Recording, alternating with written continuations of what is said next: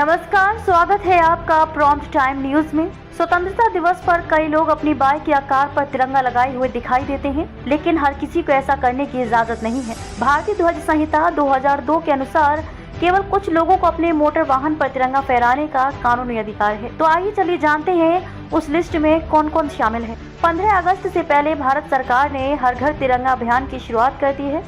प्रधानमंत्री नरेंद्र मोदी ने आखिरी मन की बात कार्यक्रम में लोगों को तिरंगे के साथ अपनी सेल्फी अपलोड करने की अपील की थी, लेकिन राष्ट्रीय ध्वज के इस्तेमाल और प्रदर्शन को लेकर नियम कानून है।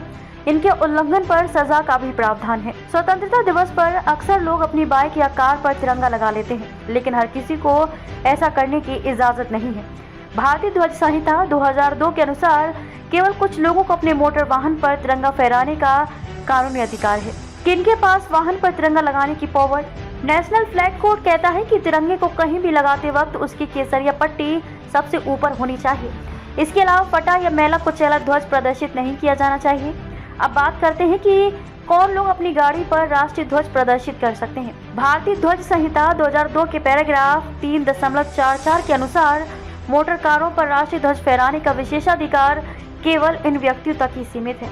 राष्ट्रपति, उपराष्ट्रपति, राज्यपाल और उपराज्यपाल, भारतीय मिशन पदों के प्रमुख, प्रधानमंत्री, कैबिनेट मंत्री, राज्य मंत्री और संघ के उपमंत्री, किसी राज्य या केंद्र शासित प्रदेश के मुख्यमंत्री और कैबिनेट मंत्री, लोकसभा अध्यक्ष, राज्यसभा के उपाध्यक्ष, लोकसभा के उपाध्यक्ष, राज्यों में विधान परिषदों के अध्यक्ष, राज्यों और केंद्र शासित प्रदेशों में विधानसभाओं के अध्यक्ष, राज्यों में विधान परिषद के उपाध्यक्ष, राज्यों में विधानसभाओं के उपाध्यक्ष और केंद्र शासित प्रदेश, भारत के मुख्य न्यायाधीश, उच्चतम न्यायालय के न्यायाधीश, उच्च न्यायालयों के मुख्य न्यायाधीश और उच्च न्यायालयों के न्यायाधीश।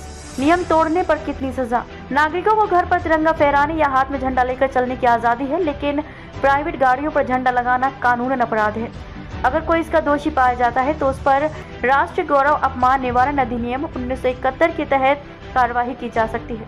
इसके अनुसार भारत के राष्ट्र प्रतीकों जैसे राष्ट्रीय ध्वज, संविधान और राष्ट्रगान के अपमान करने पर व्यक्ति को 3 साल तक की जेल या जुर्माना या फिर दोनों सजाएं हो सकती हैं। चैनल को लाइक, शेयर और सब्सक्राइब करना ना भूलें और कमेंट करके बताएं कि आप किस विषय में न्यूज़ देखना चाहते हैं।